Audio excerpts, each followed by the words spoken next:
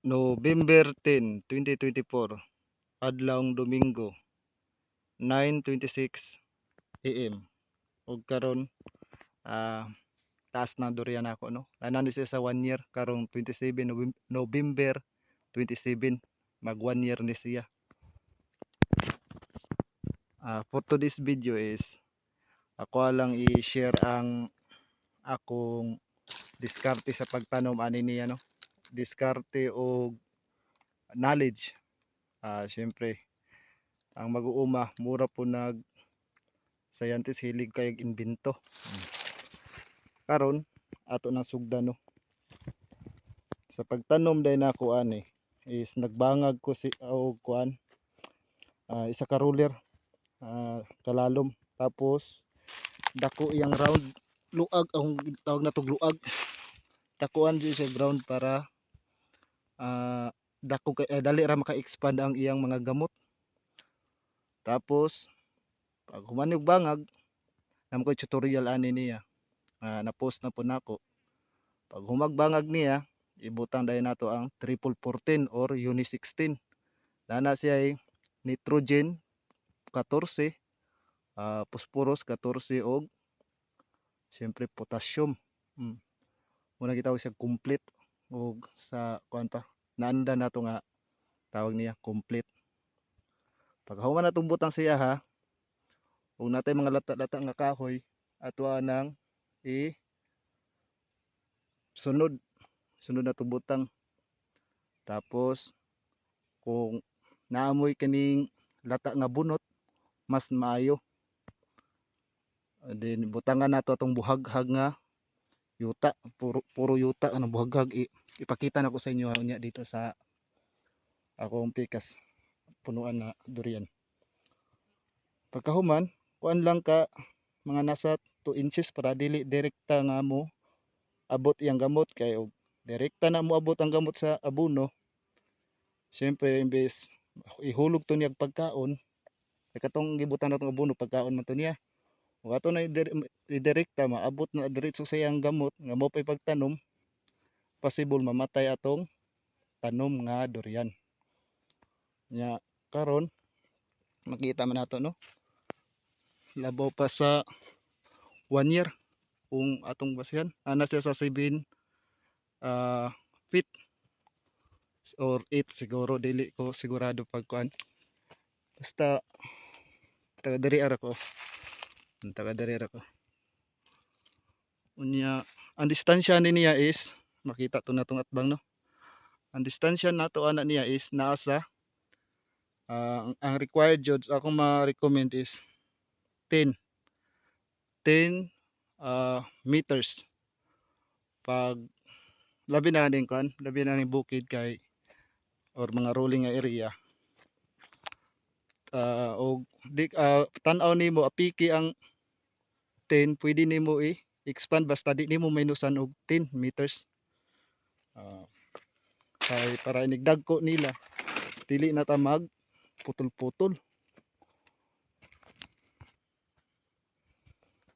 Og about sa spray kanang medisina para ingunahan atong dahon no, walay daghang bangag-bangag. Para sa mga sulom-sulom pwede nato na daitinan.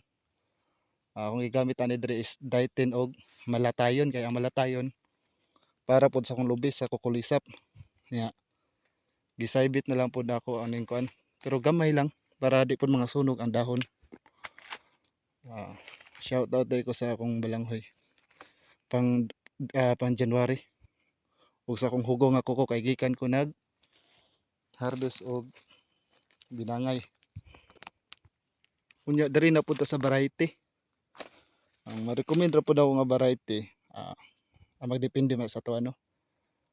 Kini magud mo kay puyat, pang international magud ning puyat no. Mao ni siya ang tawag ani kining pang negosyo jud, kung baga pang outbound nya. Adto ta dito sa pikas. Shout out sa inyo mga balanghoy, dami kay tan-aw no nga natay paaboton ito mga tanom dagko na. Makita man ninyo ang durian nako. Muna ka share lang na ako sa akong knowledge. Nya sa pagtanom day nako similya day is imagine na to no 75 pesos ay 70 pesos ra ni sa kalinan. 70 pesos nya i-compare na po nato og sigarilyo. Kapila ng kaha karon? Siguro sa 100 oh. Pagka hapon horot sa imong 75 pesos. Huwag na lang kay luna ipalit ni mog similya. After 5 years na nakay paboton. Muna naka-advantage ng mga wealthy mindset kung baga. Nga katong isa di na puto na ko doolon kay layo na. Ruyo na tong Drea Paingon. Ay na lang napansin ako mga saging da kay saha na lang akong gikuha ani. Kuha na ni. May mga sakit. Pasagdan.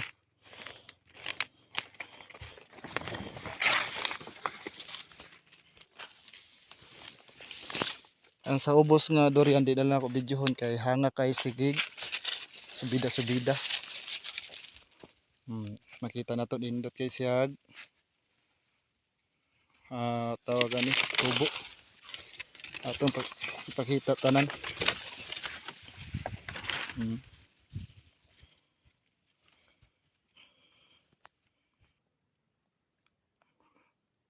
Sa ilang batch mo ni gamay-gamay. Makita ninyo manindot kay ang tubo. Kini nga mga dayten sobra-sobra ko ra ni sa akong pagban spray sa binangay. Napatoy ko dito na ako sa ubos mga prutas. Lansones ug durian pero di na lang ako babaon kay hangakon ko. Kini siya dre dako na pod no. Pero dili sama tong una na akong agi-video para kunat na jud. Gisprayan po na ako dayten kay daghag sulom-sulom. About dayon ning mga ani unas.